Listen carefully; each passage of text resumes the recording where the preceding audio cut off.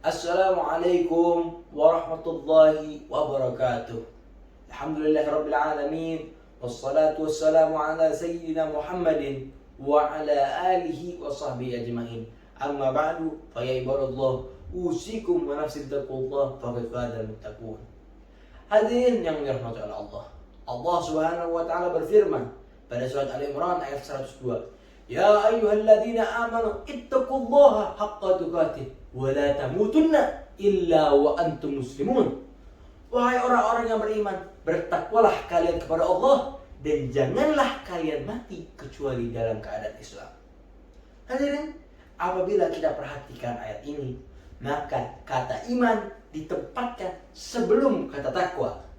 Ini hadirin mengisyaratkan sebetulnya bahwasanya antara iman dan takwa ini tidak bisa dipisahkan hadirin.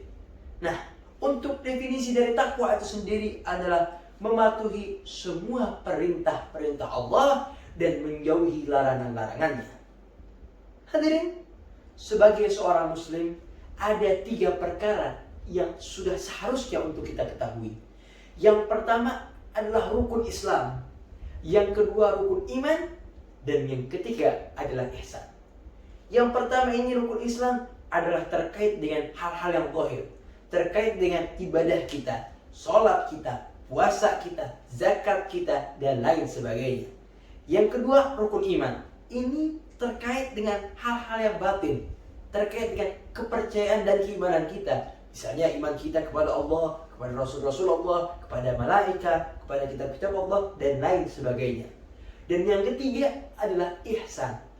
Ihsan ini akan dicapai oleh seorang hamba apabila ia telah menghayati baik rukun Islam maupun rukun iman. Maka ia akan merasakan nikmat ihsan. Nah, orang-orang pada tingkatan ihsan ini, dia ketika beribadah seolah-olah ia melihat Allah.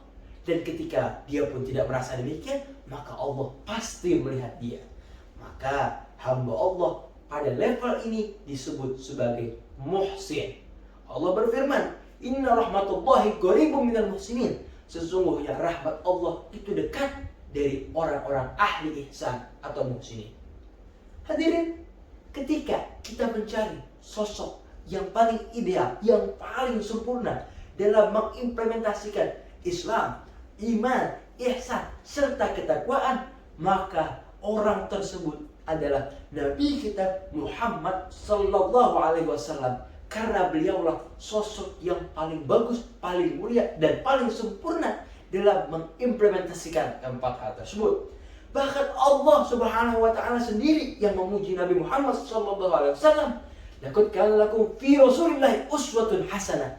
Bahwa pada diri Rasulullah itu terdapat suri tauladan yang baik atau uswatun hasanah. Hadirin, ulama menerangkan kepada kita, kullu mu'minin musliman wa laysa kullu muslimin mu'minan. Semua mukmin pasti muslim, tetapi muslim belum tentu mukmin hadirin. Mengapa demikian? Karena iman, keyakinan itu letaknya di hati hadirin, tidak bisa dibohongi. Sedangkan amalan-amalan yang terkait dengan anggota badan bisa saja bohong, bisa saja menipu hadirin. Contohnya, iman Islam yang menancap di hati kita ini gak bisa bohong hadirin. Sedangkan amalan-amalan yang terkait dengan anggota badan, sholat kita misalnya, bisa saja bohong, bisa saja niatnya untuk riya, untuk takiyah, dan untuk niat-niat yang tidak karena Allah hadirin. Orang-orang yang banyak itu, mereka di depan orang sholat, ngaji, takwa, sholat di depan orang, namun di belakang yang tidak ada orang, jangankan sholat, ingat Allah pun tidak hadirin. Inilah orang-orang yang munafik. Na'udzubillah min dzalik hadirin. Hadirin, ketika Nabi Muhammad sallallahu alaihi wasallam menjelaskan tentang perkara takwa, maka Nabi Muhammad menjelaskan at-taqwa hahuna, at-taqwa hahuna, at-taqwa hahuna. Takwa itu adanya di sini, maksudnya di hati hadirin. Jadi takwa ini merupakan sebuah hal yang terkaitnya itu dengan hati hadirin, yang mana Allah Subhanahu wa taala ini sangat memperhatikan dan memuliakan dari ketakwaan ini hadirin. Kemuliaan-kemuliaan yang Allah berikan kepada orang-orang yang bertakwa antara lain adalah akan Allah berikan jalan keluar bagi setiap kesulitannya. akan Allah berikan rezeki yang tidak disangka-sangka, serta akan Allah mudahkan segala urusannya.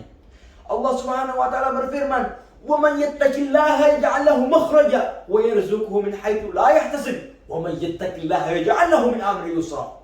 Barang siapa yang bertakwa, niscaya akan Allah berikan jalan keluar bagi segala kesulitannya. Akan Allah berikan rezeki yang tidak disangka-sangka, serta akan Allah mudahkan urusannya. Hadirin, Allah memberikan begitu banyak kemudahan serta kemuliaan bagi orang-orang yang bertakwa. Hadirin, maka itu hadirin, tidak ada alasan bagi kita untuk menunda-menunda untuk menjadi orang-orang yang bertakwa. Hadirin, apabila kita lihat semua kebaikan-kebaikan itu berasal kepada takwa, maka ketika kita ingin melakukan sebuah kebaikan, maka jembatan terbaik untuk itu adalah takwa. Hadirin, orang yang patuh kepada orang tua karena apa? Karena takwa. Orang yang patuh kepada guru karena takwa. Orang yang apalagi pandai beribadah, rajin beribadah karena takwa. Orang yang pandai bersyukur karena takwa. Orang yang cinta terhadap sesamanya, cinta terhadap tanah airnya karena apa? Karena takwa.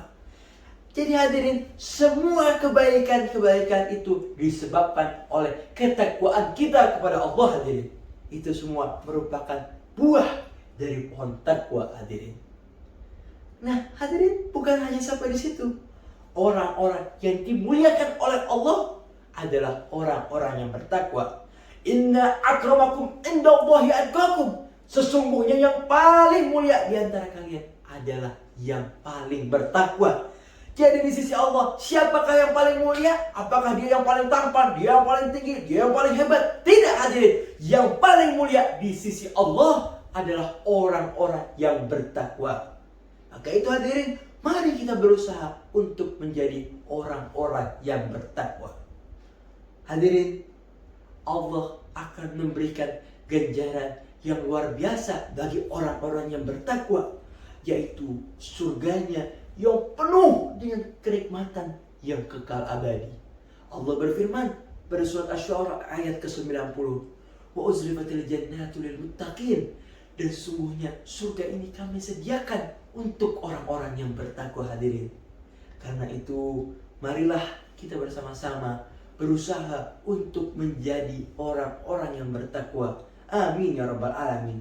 Marilah kita berdoa kepada Allah Subhanahu wa taala.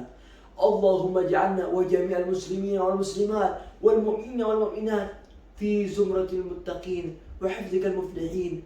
Wa sallallahu ala sayyidina Muhammadin wa ala alihi wa sahbihi wa sallam. Walhamdulillahi rabbil alamin. Wal afu minkum. Wassalamu alaikum warahmatullahi wabarakatuh.